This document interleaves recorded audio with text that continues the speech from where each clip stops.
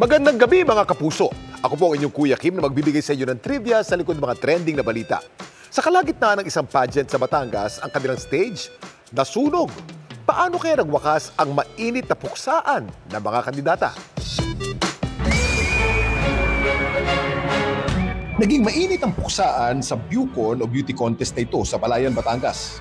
Maliban kasi sa hot na hot ang mga kandidata, ang kanilang stage literal na nagliliyab. Hindi ko po in-expect na nagkaroon ng aberya.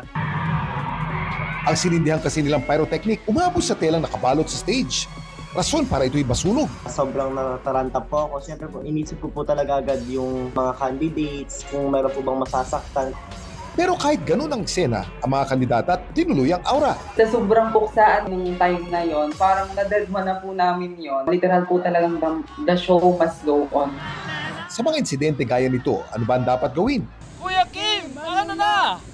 Ang pagsiklab ng sunog sa isang mataong event, lubang delikado. First and foremost niyan is superficial burns. Hindi rin mawawala yung possible smoke inhalation injury.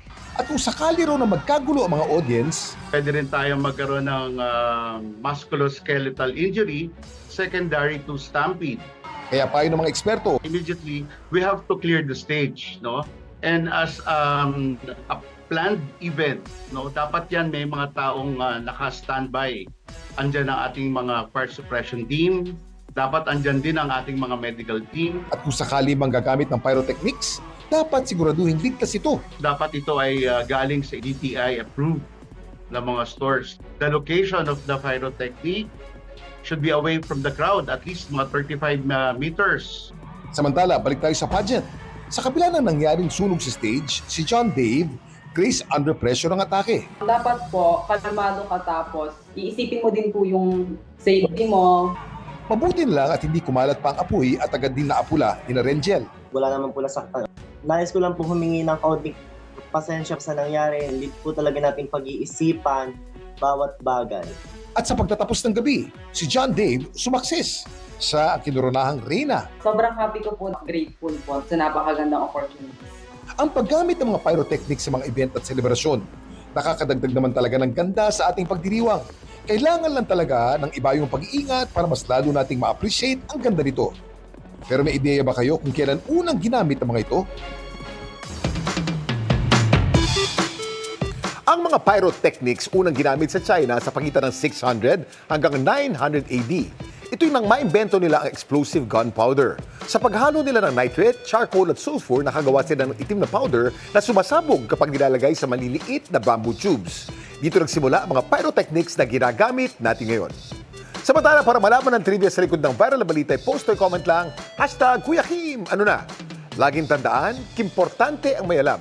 Ako po si Kuya Kim at sagot ko kayo, 24 oras. Umakyat na sa mahigit 300 ang sumama ang pakiramdam dahil sa masangsang na amoy sa Sibalom Antique ayon sa kanilang PDRRMO. Sa ulat ng Super Radio Iloilo, suspendido pa rin ngayong araw ang face-to-face classes sa Pisanan National High School at Pisanan Central Elementary School. Sabi ng Department of Education Antique, wala pang itinakdang petsa ng pagbabalik ng face-to-face classes dahil kailangang matiyak muna na ligtas at walang banta sa kalusugan sa paligid ng mga paaralan. Sa pinakahuling tala ng Provincial Health Office, mahigit 200 ang isinugod sa ospital matapos himatayin, manikip ang dibdib at magsuka ang ilang estudyante. Nanatiling nasa red alert status ang Provincial Operations Center dahil sa insidente. Patuloy rin ang environmental monitoring at toxicology tests ng Health Department at ng iba pang ahensya para matukoy ang pinagmulan ng amoy. Iimbestigahan din ang umunoy palaya na nagsagawa ng spraying. Aabot sa halos 4 na milyong pisong halaga ng illegal na vape products ang nakumpiska sa Parañaque. Ayon sa NBI Cavite North District Office, hindi rehistrado at may tuturing na unregulated at substandard ang vape products dahil hindi dumaan sa DTI. Online umano nakikipagtransaksyon ng 2 na arestong nagbebenta ng produkto. Maharap sa asunto ang 2 na sinusubukan pa naming makuha ang panig. Tinamaan ang isang kotse ng pagsabog ng isang tubo ng Maynilad sa Alabang, Muntinlupa. Binaha rin ang lugar at nawala ng supply ng tubig gripo. Nakatutok si Mark Salazar. Alas 11:30 kanina, sumabog ang main line ng Maynilad sa Elias Street, Alabang, Muntinlupa. Wrong timing ang pagdaan ng kotseng ito na inabutan ng napakalakas na bulwak ng tubig mula sa sumabog na 200mm PVC pipe ng Maynilad. Ang kinakatakot namin, baka magtuloy-tuloy, yung kotse lumubog. Ang laki! Ang lakas ng bulwak ng tubig. Naperwisyo ang kotse pero para sa mga residente, isinalba sila nito sa nagtalsikang debris na kasama ng tubig. Basta bumuka na lang siya eh. Nandito lang kami. Kasi bumaha eh. Wala namang report sa Muntinlupa City Government na nasaktan sa insidente kahit ang dalawang sakay ng kotse na nailabas din. Buti na lang may sasakyan na na tempo tinamaan yung sasakyan. Kasi kung hindi, sasabog yung pinaka tubig niya. 5 lugar sa Alabang ang agad nawala ng water supply, ang Ilaya, Montiliano, Timolino, Wawa at Purok 1. Pero pinakamalaki ang perwisyo sa mga binahang establishments malapit sa pagsabog. Oo, bigla eh. Wala. Segundo nga lang, puno to eh. Hindi naman dali yung electric pan. Ito, baha oh. Yung rep nyo? Oh, electric ay yung rep. Inabot din? Iniimbestigahan na ng Maynilad ang nangyari at kinukumpuni ang nasirang tubo. Bandang alas 2:30 ng hapon, bumalik ang water service sa mga apektadong lugar. Para sa GMA Integrated News, Mark Salazar, nakatutok 24 oras. Mga kapuso, dumaan na rin ba sa inyong mga feed ang mga retre? Ni-reenact kasi ng ilang netizen ang pagsundo ng mga yan sa mga taga-Encantadia pero ginamitan nila ng gamo-gamo.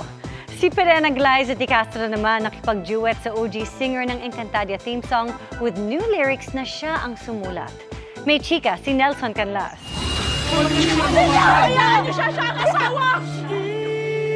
Sa bawat pamamaalam ng mga minahal na karakter sa Encantadia,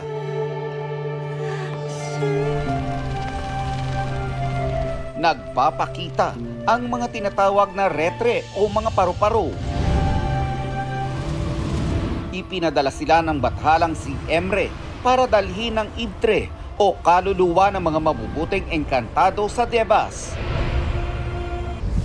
Pero sa pagpasok ni na Sangre Danaya at Sangre Pirena sa mundo ng mga tao, tila sumunod daw ang mga retre ayon sa netizens.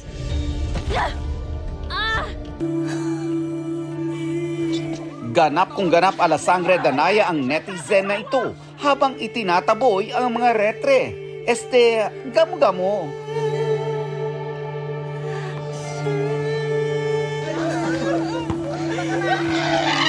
Encantadia, low budget edition naman ang atake ng netizen na ito with matching paghiga sa sahig habang may retrieval operation. Ang isang ito naman, stress at pagod na raw sa work, kaya sinusundo na ng mga retre. Ang isang solid Sangre Amihan stan, nag-evictus daw sa Taytay Rizal. Hindi siya kambaldiwa ng brilyante, kundi si Sangre Habagat.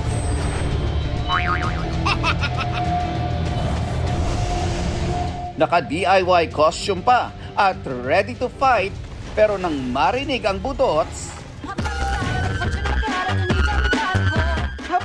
pumataw muna. Ang kanyang pag-aura tuloy naunsyame nang habulin siya ng isang pasneya.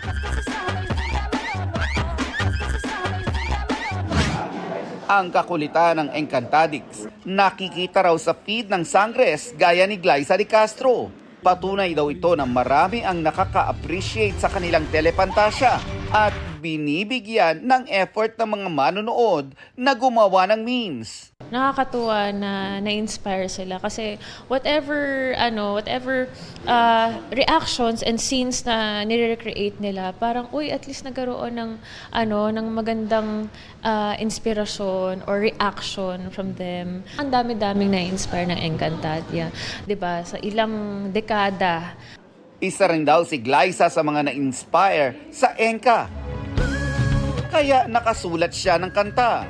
Goosebumps moment daw para kay Glyza ang maka-jamming sa team song ng Encantadia Chronicles Sangre, si Bayang Barrios na kumanta ng OG song ng Encantadia. Nagulat ako kasi ang laki ng setup. Merong kulintang, merong chimes and everything. Para akong nasa Devas bigla na. Marami raw ang nagtatanong tungkol sa kanta na tumatak na sa maraming kapuso. Ang dating naririnig nating pag-chant lang ni Bayang, nilagyan ni Glyza ng karagdagang lyrics para bigyan ng panibagong buhay ang awit. Tadhana. Hindi po uwi. 2005, 2016, ang naririnig lang natin lagi is uwe. Tapos lang siya, in-explain siya sa akin ni Miss Bayang kung ano yung story behind it. Para siyang kalikasan na nasira. Yun yung description sa kanya ng composer. So parang nag-chant lang talaga siya, freestyle lang talaga siya. And then ako naman, bilang nasira yung kalikasan, gusto ko pa rin lumaban. Nelson Canlas, updated sa Showbiz Happenings. Nasawi matapos pagtatagain ng sarili niyang tiyuhin ang isang binata sa Asturias, Cebu. Dead on arrival ang 18 anyos na biktima habang kritikal ang dalawa niyang nakababatang kapatid na tinagari na suspect. Ayon sa pulisya, nangyari ang krimen habang natutulog ang magkakapatid kahapon ng madaling araw. Batay sa investigasyon, naghihinala ang 46 anyos na suspect na may relasyon ang biktima at kanyang misis. May alitan din umano ang suspect at ama ng mga biktima. Nakakulong na ang suspect matapos sumuko sa isang lokal na opisyal.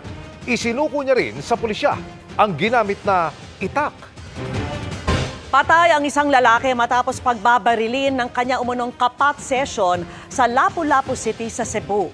Sa salaysay ng saksi, pumasok ng bahay na ginagawang drug den ang biktima. Nakarinig umano ang saksi ng pagtatalo na sinundan ng putok ng baril. Nang sumilip siya sa bintana, nakita niyang binubuhat na ng may-ari ng bahay at kaibigan nito ang bangkay ng biktima palabas ng bahay. Arestado ang dalawa na napag-alamang nilinis din ang crime scene. Nakatakas naman at hinahanap pa ang bumaril sa biktima. Ayon sa mga inaresto, nag-away ang biktima at ang suspect dahil sa sigarilyo.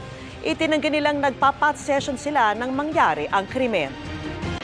Para maging abot kamay sa ordinaryong Pilipino ang pag-invest sa stock market, ibababa na ng isang batas ang buwis para sa stock transactions. Nakatutok si Dano Tingkuko. Global market as a Filipino investor. Meet Chelsea. 24 years old pa lang pero 4 na taon nang nag-i-invest sa stock market. Ito yung market kung saan ang binibili ay share o bahagi ng isang kumpanya para pwede ka ring makatanggap ng kita nila depende sa laki ng binili mong share. From what I saw online sa mga financial influencers, I also seen it for some of my friends who started investing, and I saw that they're receiving their dividends, and that really piqued my interest. Dati nang gustong basagin ng gobyerno at Philippine Stock Exchange ang maling akala na pangmayaman ang pag-invest sa stock market. Pwedeng mag-invest ang kahit sino kahit hindi ganun kalaki ang puhunan. Kabilang sa lalong makatutulong ang pagiging epektibo ng Capital Markets Efficiency Promotion Act o CMEPA simula nitong July. Pabababain yan ang tax para sa stock transactions. For a first-time investor buying a 10,000 peso worth of stock, this means paying 10 pesos in tax instead of 60. This will encourage more Filipinos to invest in our capital markets. Ang binanggit na yan ng Pangulo ay ang stock transaction tax na mula sa dating 6%, 1% na lang. Ipinantay na yan sa stock transaction tax ng ibang bansa sa ASEAN. Finally, making us competitive with our regional peers in terms of friction costs. Friction costs has an influence on an exchange's trading volume. Mas mababa na rin ang buwis para sa unlisted shares o capital gains tax, pati ang documentary stamp tax. At para simple na lang, hindi na iba-iba kundi plakado sa 20% ang final withholding tax sa interes sa iba't ibang klase ng passive income tulad ng time deposit, trust fund at iba pa. The reform is not just for well-off. It is for every Filipino who dreams of better financial security. This act allows Filipinos to be true participants in our nation's economic growth. Iniutos din ng Pangulo sa SEC na simplehan at alisin ang burokrasya sa pagbabayad ng buwis sa stock market trading. Sabi ng stock exchange, mainam ang ganitong mga paraan para mapalago ng mga Pilipino ang kanilang pera kesa masayang lang.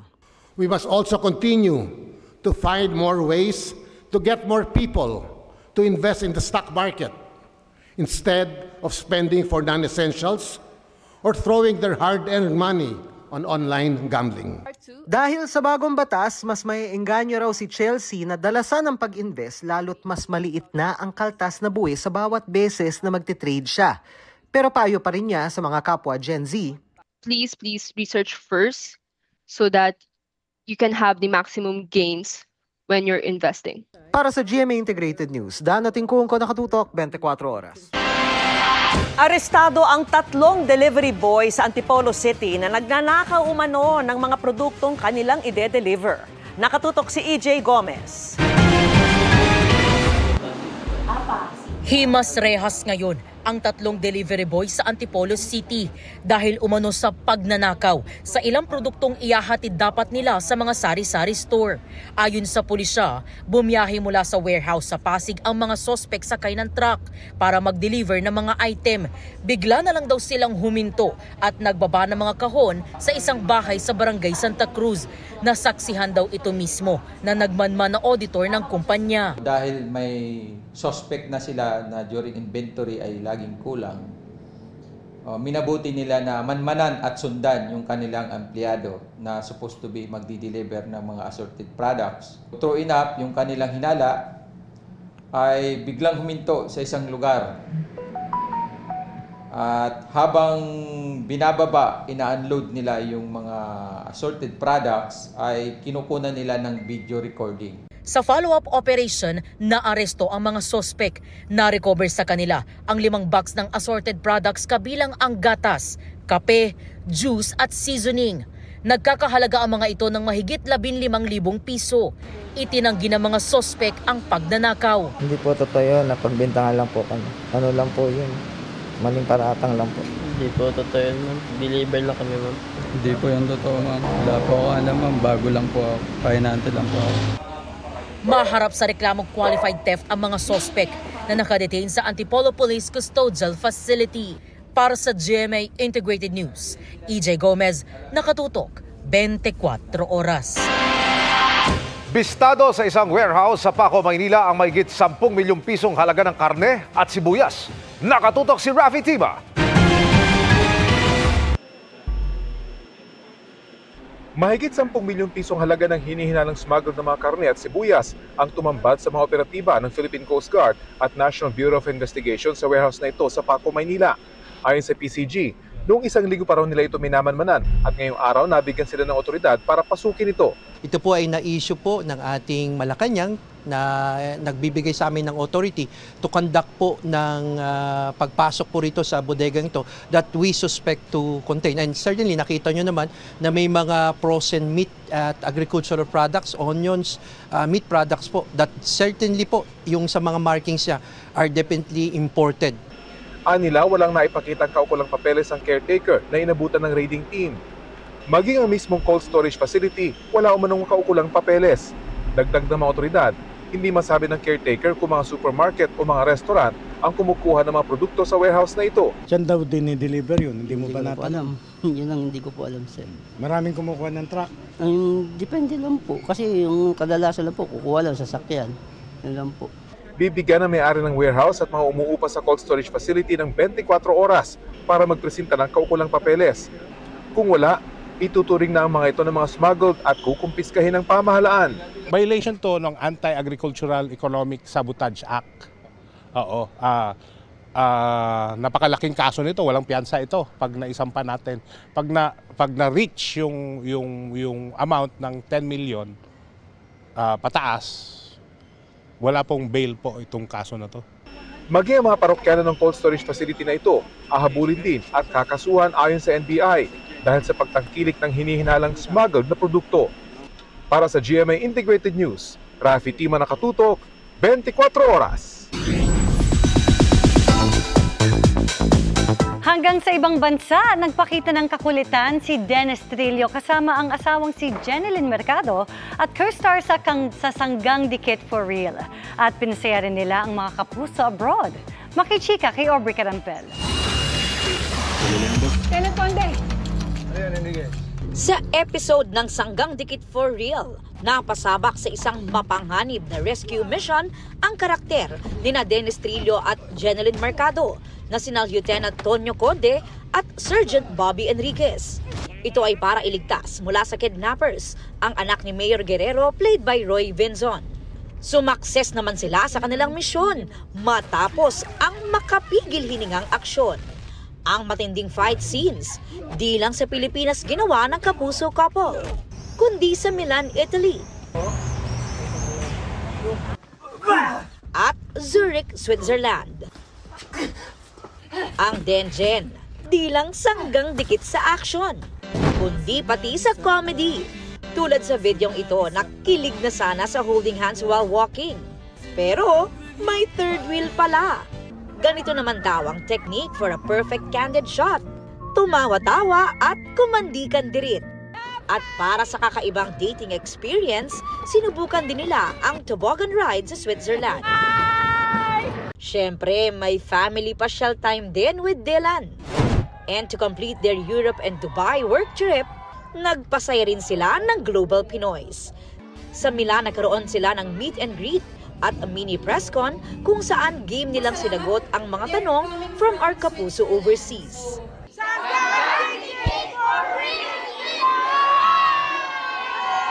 Sa Zurich naman, dumalo sila sa Philippine Festival 2025 kasama ang kanilang Sanggang Dikit for Real co-stars na sina Joros Gamboa at Lizelle Lopez. Sa kanila namang final stop sa Dubai, dumalo naman sila sa Global Filipino Career and Entrepreneurship Summit 2025. This time, kasama na si Allen Dizon. Unforgettable nga for Dennis and Jeneline ang kanilang work trip together. Gusto namin magpasalamat sa lahat ng mga sumuporta dyan at tumulong sa amin sa Milan, mga kababayan natin sa Milan at sa Zurich. Maraming salamat sa inyo. At syempre, dito rin sa Dubai, maraming salamat. At first time namin na-imbitahan sa ganitong klaseng talk sa pag-explain ng mga negosyo. Kaya marami rin kami natutunan at sana marami rin silang natutunan sa amin dito. Aubrey Carampel, updated showbiz happening. And that's my chika this Thursday night. Ako po si Iya Arellano. Miss Vicky, Emil. Thank you, Iya. Salamat, Iya. At yan ang mga balita ngayong Huwebes. Ako po si Vicky Morales para sa mas malaking misyon. Para sa mas malawak na paglilingkod sa bayan, ako po si Emil Sumangil. Mula po sa GMA Integrated News, ang News Authority ng Pilipino, nakatuto kami 24 oras.